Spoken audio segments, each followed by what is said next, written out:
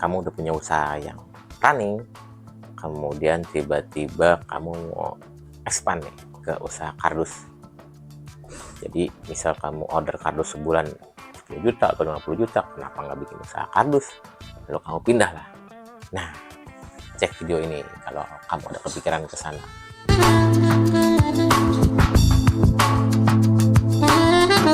Jadi pengalaman teman saya saat itu, dia dulu usaha online shop. Tiap bulan dia beli kardus polos berbagai macam bentuknya, dan lumayan banyak, bisa 2 digit lah, puluhan juta di order. Nah, kemudian dia langsung berpikir, kenapa enggak produksi aja sendiri. Dia pun langsung membeli 2 mesin pon yang roll dan mesin sliter, mesin potong. Dia berpikir marketnya udah ada nih.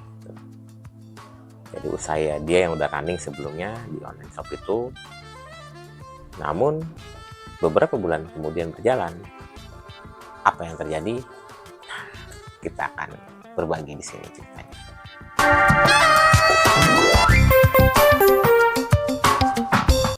Di video sebelumnya saya sudah bahas tentang mesin kardus sebelum membeli order yang utama. Namun ketika ordernya udah ada, apakah itu selesai masalahnya? Nah, teman saya ini beli mesin seliter ukuran 120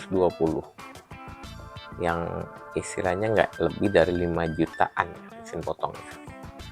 Itu dia beli, kemudian dia mulai di garasinya. Dia juga pakai pisaunya itu 2 set.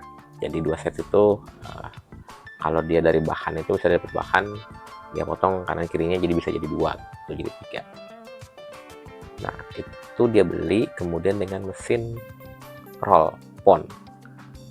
Bahkan dia beli yang sudah pakai mesin ya, tapi tetap bukan yang digiling gitu. Mesin tetap harus jalan, keluar masuk gitu kan. Itu secara harga range-nya sekitar 8 jutaan saat itu, ya udah lama sih, berapa tahun yang lalu. Jadi yang dia keluarkan dana itu sekitar 12 jutaan seingat saya. Nah, itu pertama kali dia membeli mesin.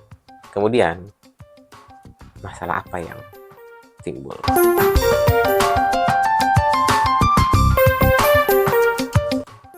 Di beberapa bulan setelahnya, jadi dicerita nih ke saya, ternyata dia itu burn out ya, kelelahan, karena tanpa sadar dia menjalankan 2 usaha itu dalam waktu berbarengan.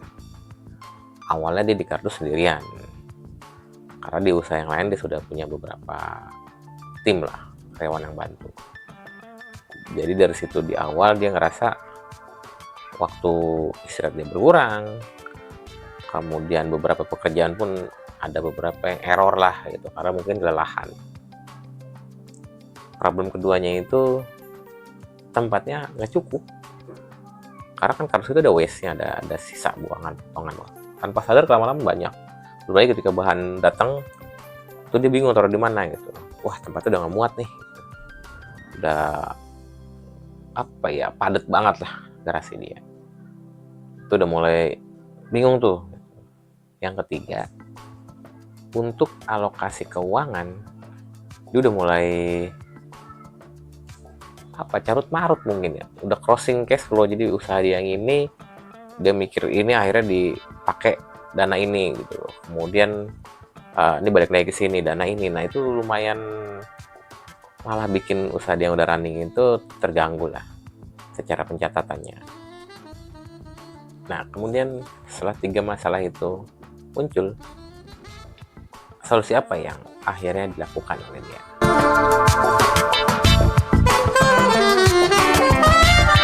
Nah, pertama dia itu hire karyawan.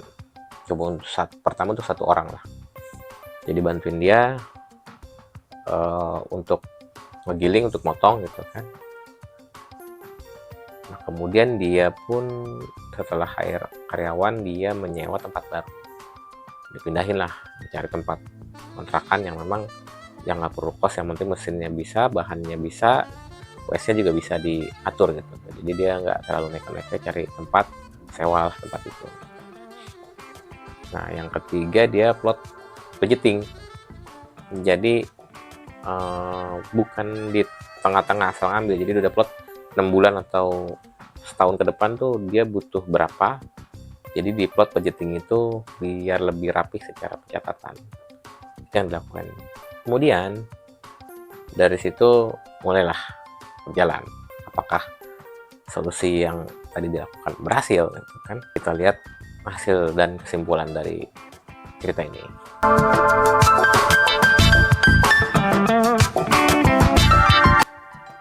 Pertama, dia itu mau, tujuan awalnya beli mesin itu kan mau efisiensi ya, mau lebih berhemat. Ternyata hasilnya bukannya menghemat, malah membengkak. Tapi memang ketika ngobrol dengan saya itu kan kita coba untuk positive vibes ya.